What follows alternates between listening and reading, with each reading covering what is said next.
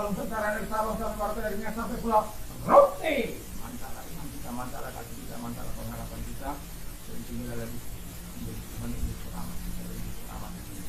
Jangan katakan bahwa Tuhan katakan pula bahwa selamat adalah Tuhan selamat. Dan ada satu pertanyaan yang diajukan oleh kepala penjara kepada Silas dan Paulus. Tuan-tuan, apakah yang akan harus aku lakukan supaya aku selamat? Dengan jelas Paulus mengatakan, percayalah kepada Tuhan Yesus dan engkau akan selamat, engkau dan istri rumah. Doa dan harapan saya kita bisa mempercayai sebagai menjadi selamat kita dalam kehidupan. Mari kita berdoa Tuhan tolong kami supaya kami dapat menghadapi ini melalui Tuhan dalam nama Yesus.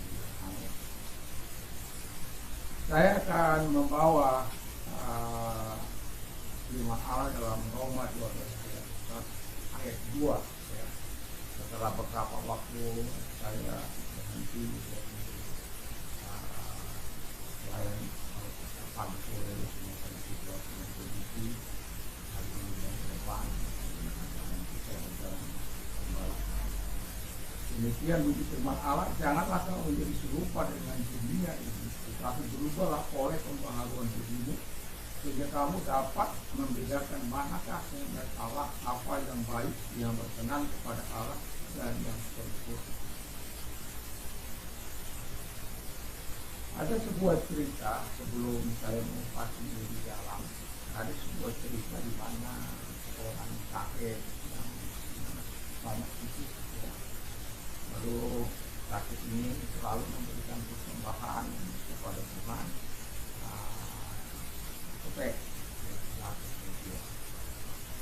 Nah, satu kali dia sakit, tetapi dia tidak ingin persembahannya tidak hadir. Lalu diberikanlah uang ini kepada kita disampaikan kepada kantor persembahan, dan titiknya protes. Kenapa engkau cuma kasih 100? Sedangkan saya saja tetap pribadi, masa engkau cuma kasih 100? Kalau engkau memberikan turut, engkau tidak tahu firman Tuhan. Firman Tuhan dalam Ibrani 13 ayat yang ke-8 dikatakan, ini tidak pernah berubah dahulu, sekarang sampai selama-lamanya. Maka engkau pun tidak akan berubah untuk memberi selalu sekali cepet, tetap cepet. Anaknya bilang, pagi sudah dia dengan berat, dasar engkau pun hanya membenarkan diri sendiri. Nah, jadi dikatakan pertanyaan saya adalah dari Roma 12:2, apakah ciri-ciri agen perubahan itu? Karena tema kita adalah agen perubahan. Ciri-ciri agen perubahan menurut Roma 12:2 adalah yang pertama, tidak serupa dengan dunia ini. Jadi kalau tidak serupa dengan dunia ini, dunia akan korup, dunia manipulatif, dunia jahat, dunia penuh dengan intrik-intrik dan lain sebagainya. Dan kalau kita melihat dalam bahasa aslinya, ini sistematiske eoni dosaku. Jadi sistematiske itu artinya disesuaikan dengan dunia ini, meneladani dunia ini, terbentuk oleh dunia ini. Tapi Alkitab katakan jangan kita meneladani dunia ini, jangan kita dibentuk oleh dunia ini, jangan kita meneladani dunia ini, jangan kita menyesuaikan diri dengan dunia ini. Kita harus heteros itu berbeda. Nah, jadi kalau Tuhan meminta kita supaya kita tidak serupa dengan dunia ini, karena kita mau dibuatnya menjadi agen-agen perubahan. Tidak bisa seorang agen perubahan itu tidak mengalami perubahan sementara dia ingin mengubah orang lain. Dia harus lagi mengalami perubahan baru dirinya mengalami bisa memberikan perubahan kepada orang lain.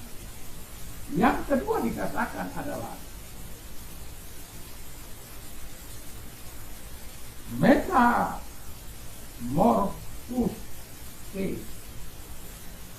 di anekenosis to nos. Ya, metamorphose itu kata berubah atau berubah bentuk. Anekenosis perubahan dalam istilah anekenosis to nos kurang akan menjadi nalar dan lain sebagainya. Jadi kita harus berubah. Tidak mungkin kita orang yang selalu mengucapkan kata-kata kotor, lalu kita mau mendidik orang supaya berubah dalam hidup.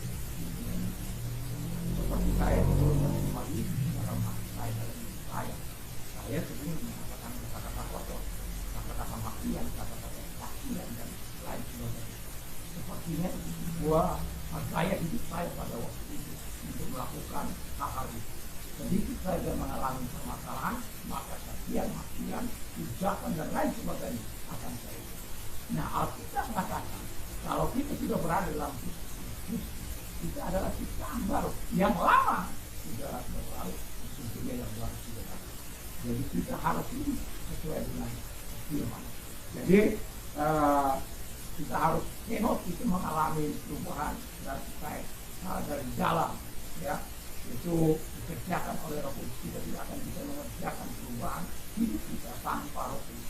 Kalau Neos kita bisa permak atau bisa perbaiki, atau kalau bangunan itu tinggal cek sana cek sini dan kemudian tambah baru. Tapi berlangsungnya waktu dia akan berubah kembali. Jadi yang Tuhan mau adalah kita berubah secara spiritual dalam hidup kita ini yang dikerjakan oleh Tuhan. Jadi kita berbeda dari sebelumnya. Yang ketiga, melakukan kehendak Allah. Ya, terima itu. Jadi kita harus melakukan kehendak Allah. Apa yang baik, apa yang berkenan, apa yang sempurna, itu yang kita kerjakan dalam kehidupan kita. Agar kita dapat menjadi agen perubahan di muka bumi. Kalau kita tidak mengalami Kristus dalam hidup kita, bagaimana mungkin kita akan mengubah orang lain? Kita harus mengalami perubahan dari Kristus, baru kita bisa mengubah dunia. Kita harus menjadi ciptaan baru terlebih dahulu dalam Kristus, baru kita bisa mengubah orang lain menjadi ciptaan baru dalam Kristus. Karena apa?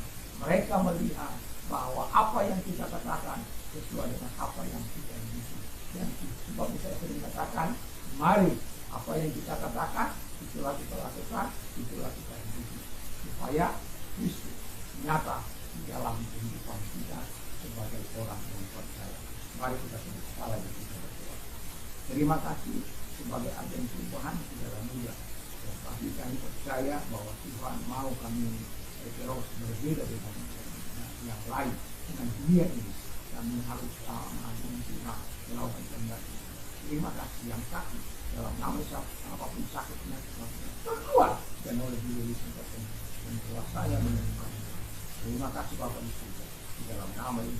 Dan syukur dan tetap engkau bersama dengan kami menjadi agen dari Tuhan terus mengubah kehidupan kami dengan kesenangan perubahan yang di dalam nama ini. Haleluya. Amin.